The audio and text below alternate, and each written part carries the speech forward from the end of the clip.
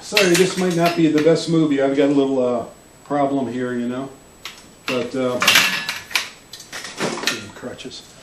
But anyway, what I have for you is maybe a little help on your 1911. If you have a 1911 with the standard GI sights, if I got something for you that might really improve these sights, most of you are probably thinking about, well, I'll change it to this kind of sight or this kind of sight. Well, changing sights on a 1911 can get pretty messy. So what I have is a real quick modification. Doesn't take any skill to do. I'll show you how to do it. And this might save you a lot of money and make your gun perform extraordinarily better. So anyway, let me get right to it and show you what to do here. Okay, the problem with the 1911 sights is basically, if you look at the top slide, hey, don't comment on my artwork here. Okay, there's the hammer. There's the back sights. The front sights are a round, I don't know, it looks like a dime cut in half sticking up. And this is a problem. On aftermarket sights, or on what people consider better sights, the front sight is going to be square and boxy. Now what this does is when you're sighting down the top of your gun through the sights, here you see a real sharp edge. On a 1911 you have this round thing which really doesn't give you a sharp edge, it gives you a real fuzzy edge. So what we're going to do is we're going to take this round front sight and we're going to chop it. And we're going to remove this metal right here. Okay, here's a simulation of what happens on the front sight. This is just the round plastic puck I had. But you see the reflections you get? So consequently, depending on what the sun's doing, where you're at, you get all kinds of weird reflections off that front sight. You really never get a sharp edge on the top. Here's just a piece of black metal I got, and you can see without the radius on it, you get a nice sharp sight. I mean, you know, if you were using this for the front sight, that would be a lot easier to line up than this. This is always going to be kind of soft because of the light reflections and just the radius on it. So this is the modification we want to do. We want to fix this problem. Okay, to do this quick mod, the most important thing is don't damage your gun. If you screw the sights up, that's okay because you were going to change them anyway. So what I like to do is, you can use popsicle sticks to tape on here, but what I really like to use are, remember them old AOL CDs? These things cut with scissors. It's pretty durable plastic, you know, and you can cut little protective covers out. That's what I did. And I taped them on the gun here, so if I do have a slip, I won't harm the gun.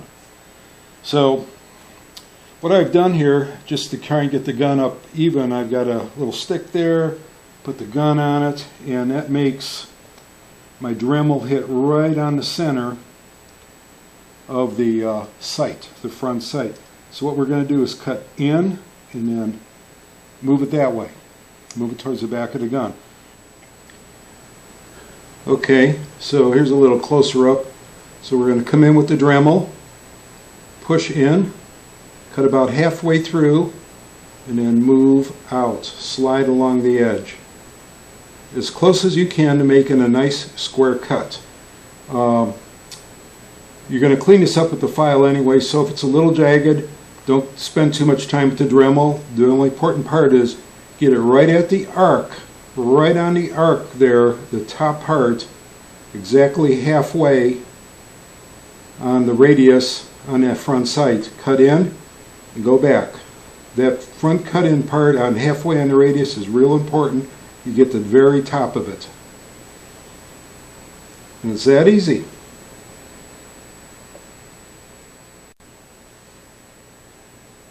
Okay, after you do the initial cut on your front sight, this area right here might be just a little raggy. You can use a little file, clean that up, or even if you have a big machinist file, some of these bigger files have got one edge on them that's smooth. Put that in there and just straighten that up, square it up a little bit. You don't really have to worry about this bottom half down here. You only have to worry that you got a nice edge right on the top. So that's all you really have to keep clear.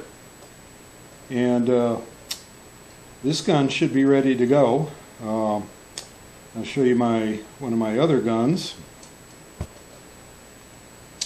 Okay, here's the business end of my competition 1911, and as you'll notice, I have the same modified sight on this gun.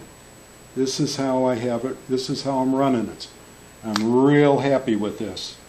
So it's pretty easy to do. There's no real secret to it. There's no real geometry to it. Just cut halfway through, halfway down, take the back out, and it's good to go. Okay, here's another representative gun with what people consider better sights on it. I want you to look down those sights. They're pretty nice, huh? But I want you to notice how big they are. The gun that I'm just showing you how to do this on, I want you to look down the sights on this. Do you notice how much finer this is? This is a much finer sight. And let me go to my competition gun. If this fits in here, I think it will. Okay. And you'll notice the same thing. I don't know if that section where I was showing the file that came out okay, or the section where I was showing how the difference in the sights, what they look like looking down them. But after you do your sights, after you file on them and clean them up, you can use some cold blue on it, magic marker, anything just to blacken it up again. Actually, I do both. So mine worked just fine. I'm real happy with them. I think it was a good choice for me. It may be a good choice for you. When I was showing the difference between the sights, if you notice the standard gun with standard sights, how thick they look compared to the GI 1911 sights, you have to stop and consider actually what we've done is equivalent to on a scope on a rifle. You have thick duplex, you got fine duplex, you know, the crosshair thicknesses. This is probably this is probably the finest sight you can have as far as thinness for accurate target acquisition at big distances, small targets. The other sights that they put on the Wilson Combat and other brands, or the guns that come on the tactical models, the big clunky ones give you quick target acquisition, but they're not as fine as the modified standard GI sights. I think just what we did here made a big improvement. So anyway, try this before you change yours. If you're going to change yours to a aftermarket sight, try this first. Maybe this will be the answer for you and you won't have to do it. It always seems kind of messy changing sights on guns. And this here, as you can see, it's like under a half hour to do the whole mod. And it's made a heck of an improvement. I have a little movie with my friend shooting a 1911, one of my 1911s, a little bit over 100 yards. And he's quite surprised at what he does. He actually puts one in the dirt the first shot. You know, he jerked a little bit, but the next two he hit an 8-inch target at over 100 yards. So he was quite surprised.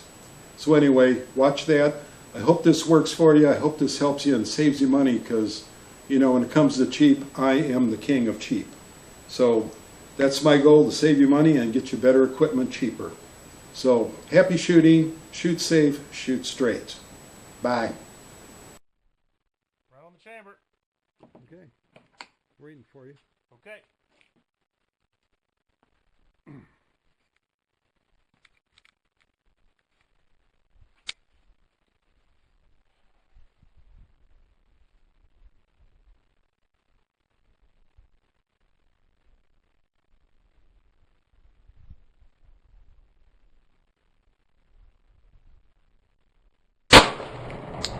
In the dirt.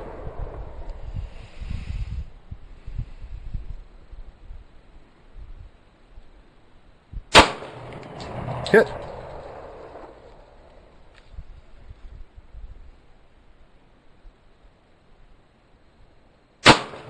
Hit. Holy shit. What do you think, boy?